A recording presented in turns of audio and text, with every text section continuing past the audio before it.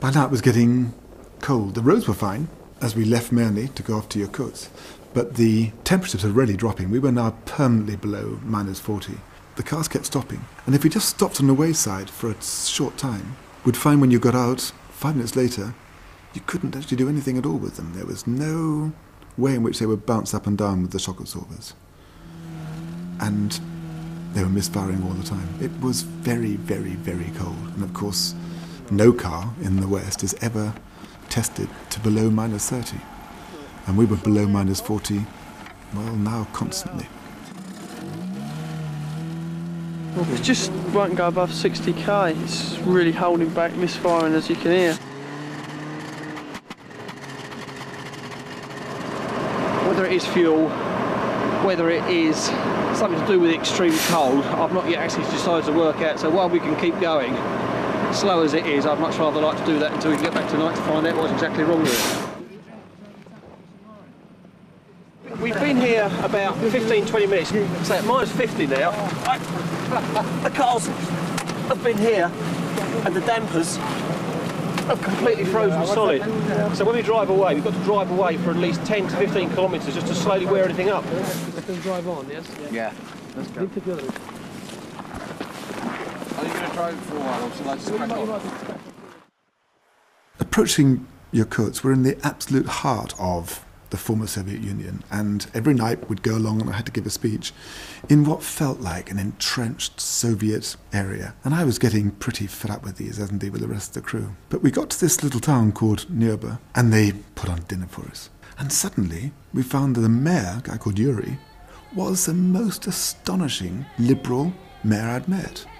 And what it became very clear was that he was a descendant of the people that had gone out there from Moscow in the Gulag times. And his understanding and his intellect and his interest in what we were doing, he'd been following us all the way down, was completely different from anyone else I'd seen.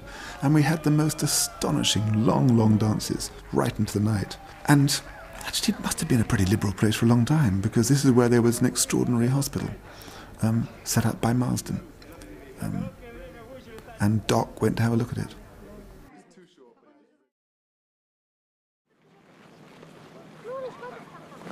What we're going to do now is we've come to this hospital that was built in the 1890s by an English nurse called Kate Marsden, who basically travelled here on a horse all those years ago to set up a leper colony. I find it incredible that she came here on a horse. It's taken us 4 weeks to drive here. I don't know how long it took her to ride here.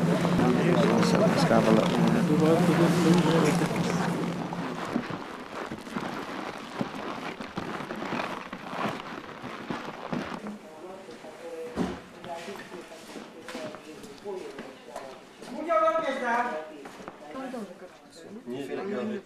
This chap's got encephalitis. He just it's very weak and lethargic, and he just lays here, can't speak.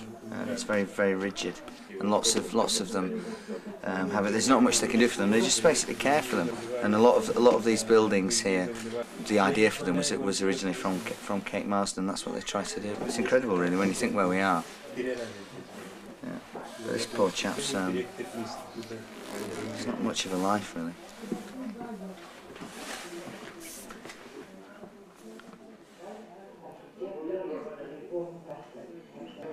Most of the people here have chronic infirm diseases, ill health, and they're just basically cared for extremely well. And I'm very, very surprised by the standard to which they're all looked after.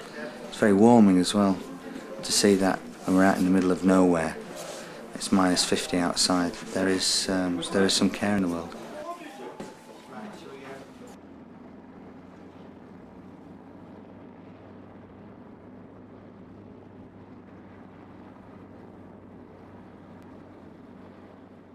And then we reached the town of Yakutsk, which is the frontier to the wild, wild part of Siberia.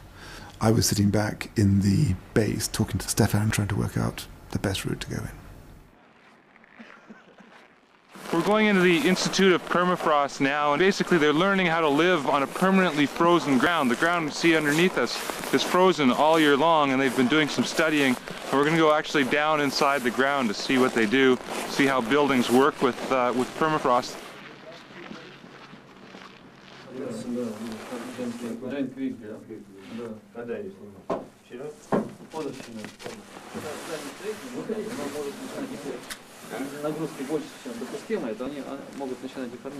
It's an 8-month-old mammoth that was found here in Siberia, and this is a replica of it.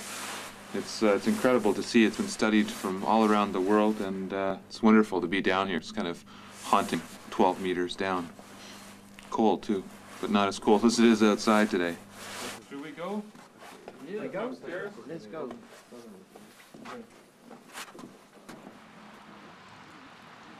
And so once you leave Yakutsk, you start to do things that you never do in the West. There was this huge, huge wide river space.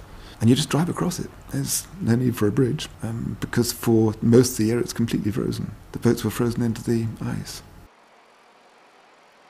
And these long shots, I mean, this, all you can see here is river. This is just as we wind ourselves round, and beneath us is gurgling river, until you come out of the bank the other side, into industry.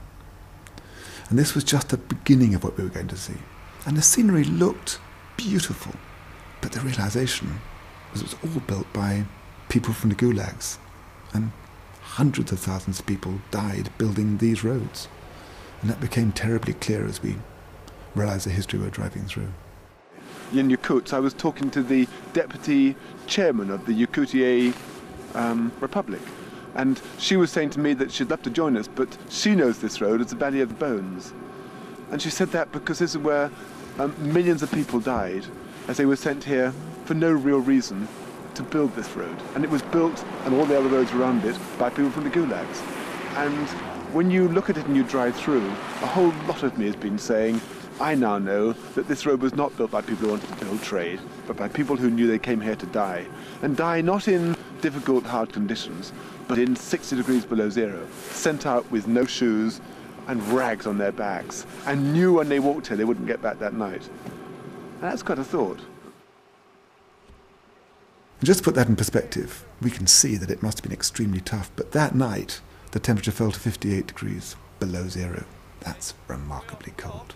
And 50 years before us, people were out there building that road in those temperatures and dying.